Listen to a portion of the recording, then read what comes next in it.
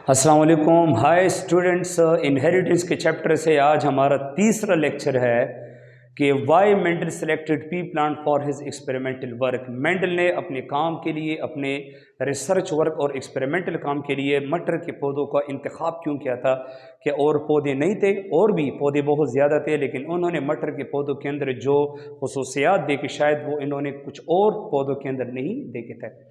तो आ जाए जी, टॉपिक के बारे में डिस्कशन करते हैं। Why Mendel selected pea plants for his experimental work. मटर के पौधों में से कौन से खासियतें हैं जिसकी वजह से मेंडल मजबूर हुआ कि बस भाई मैंने तो काम सिर्फ और सिर्फ करना है, तो मैंने पी प्लांट के ऊपर ही काम करना है। तो ये 9 पॉइंट्स मैं आप लोगों को इंशाल्लाह एक्सप्लेन करूंगा कि ये 9 बेसिकली नुकात थे, वो रीजंस थे मेंडल का मटर के पौधों का इंतखाब करने के पीछे। Number 1, it is an annual plant and have short life cycle. एक तो याद रखिए ना कि जो मटर के प्लांट्स होते हैं, पौधे हैं ना, पी प्लांट, ये एनुअल प्लांट है। वो पौधे जिसका लाइफ साइकिल एक साइकिल के अंदर अंदर कंप्लीट होता है, तो हम इसको बोलते हैं एनुअल प्लांट। अगर 2 सालों में बाइनियल, और अगर 2 से ज़्यादा साल लेते हैं तो उसको फिर हम बोलेंगे पेरिनियल। तो एक तो ये बात है कि मेंडल बहुत ज़्यादा होशियार था कि मैंने वो पौधे लेने हैं जिसका लाइफ साइकिल बहुत कम होता है। अभी आप देखिए मटर के पौधे जो है वो 1 साल के अंदर 2 से 3 महीनों के अंदर अंदर अपना लाइफ साइकिल कंप्लीट करता है। मतलब कि मटर के पौधों का जो लाइफ साइकिल है ना, वो एनुअल ही पीरियड में 2-3 महीनों में जाकर कंप्लीट हो जाता है।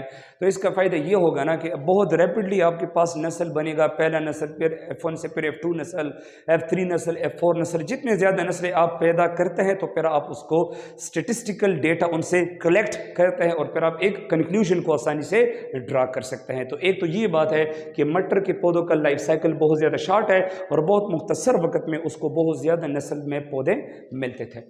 Second, cultivated in a limited area. मतलब मटर के पौधों के लिए कोई लॉन्ग ज़मीन या कोई ज़्यादा एरिया की ज़रूरत नहीं है, बहुत मुख्तसर एरिया में आप इसको काश्त कर सकते हैं। Third, pea plant have contrasting traits. ये बड़ा अट्रैक्टिव पॉइंट है कि मटर के पौधों के जो ट्रेड्स थे, ऑलरेडी मैंने आपको प्रीवियस लेक्चर में भी एक्सप्लेन किया था कि जो 7 ट्रेड्स के ऊपर काम किया था मेंडल ने मटर के पौधों में, वो सारे कंट्रास्टिंग ट्रेड्स थे। उसके 2 ही क्लियर कट फिनोटाइप थे। जैसे कि अगर हम हाइट की बात करें तो आप देखिए मटर के पौधों में हाइट या टाल हुआ करता था या ड्वार्फ हुआ करता था। तो ऐसे कम फिनोटाइप वाले ट्रेट को फिर एग्जामिन करना, ऑब्जर्व करना और उसके बारे में लोगों का डेटा कलेक्ट करना, वो फिर रिसर्चर के लिए बहुत ज़्यादा आसान होता है।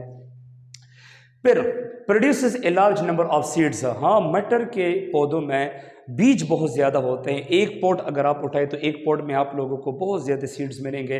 तो एक तो फ़ायदा ये हुआ कि अगर आपको ज़्यादा से, एक फ़ायदा ये होगा कि जब आपको ज़्यादा सीड्स मिलेंगे तो आप ज़्यादा सीड्स को कल्टीवेट करेंगे तो आपको ज़्यादा से ज़्यादा पौधे नस्ल में मिलेंगे और आप और भी क्लियर वे में अपने डेटा कलेक्ट कर सकते हैं।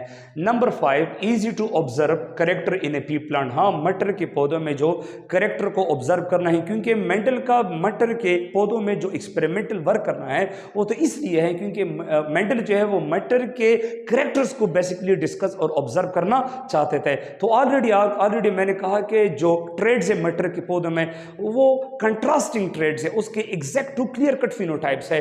तो आसान करना, रीडिंग लेना, डेटा लेना बहुत ज़्यादा आसान होता था, क्योंकि जब भी कोई नस्ल पैदा होता था तो उस मेंडल सिर्फ ड्वार्फ और टाल को जुदा जुदा करता था, क्योंकि हाइट के लिहाज से मटर के पौधों में सिर्फ 2 ही पौधे होंगे, या टाल या ड्वार्फ। और अगर हम सीड शेप की बात करें तो कुछ गोल, राउंड और कुछ रिंकल्ड। तो मतलब ये है कि 2 क्लियर कट फिनोटाइप की वजह से मेंडल के लिए ये बहुत ज़्यादा आसान था कि वो मटर के पौधों के अंदर जो कैरेक्टरिस्टिक्स है उसको वो आसानी से ऑब्जर्व कर सकता था।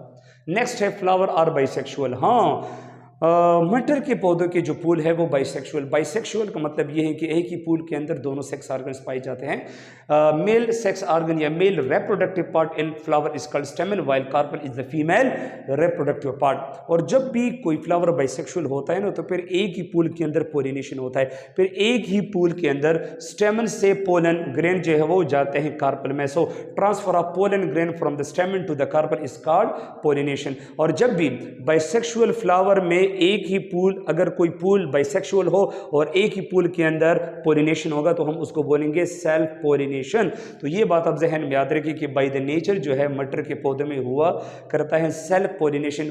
पोलिनेशन जब सेल्फ होगा तो वो फिर बहुत ज़्यादा आसान वैसे होता है और आसानी से आप अगले नस्ल में पौधे प्रोड्यूस कर सकते हैं। लेकिन याद रखें कि मेंडल कभी कभी आर्टिफिशियल वे से क्रॉस पोलिनेशन भी करवाता था। याद रखें सेल्फ पोलिनेशन प्रोसेस में सिंगल फ्लावर इन्वॉल्व होता है, लेकिन क्रॉस पोलिनेशन प्रोसेस में दो पूल इन्वॉल्व होते हैं, जैसे कि एक ये फ्लावर है और एक ये फ्लावर है। So if I transfer pollen grain from stamen of one flower to the carpel of another flower, so transfer of pollen grain from the stamen of one flower to the carpel of another flower, तो हम इसको बोलेंगे cross pollination. क्योंकि आप लोग देखिए यहाँ पे दो फ्लावर इन्वॉल्व हैं और अगर एक ही पूल में स्टेमन जाएंगे और उसी पूल के कार्पल में ट्रांसफर होंगे तो ये फिर हमारे पास होगा सेल्फ पोलिनेशन। तो मटर के पौधों में जो सेल्फ पोलिनेशन प्रोसेस है वो बाय नेचर होगा, नेचुरल वे से होता है, लेकिन आर्टिफिशियल वे से भी कभी कभी मेंटल क्रॉस पोलिनेशन भी अपने एक्सपेरिमेंटल वर्क में करवाता था।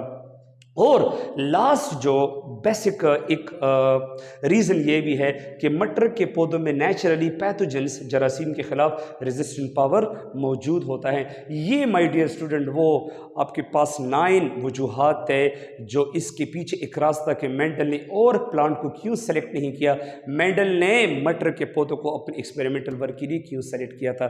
Thank you so much. इंशाल्लाह इसके बाद जो हमारे नई वीडियोज़ होंगे उसमें हम मोनोहाइब्रिड क्रॉस से इंशाल्लाह आगाज़ लेंगे। अपना ख्याल रखिएगा। Thank you so much. Stay bless. Allah हाफिज़।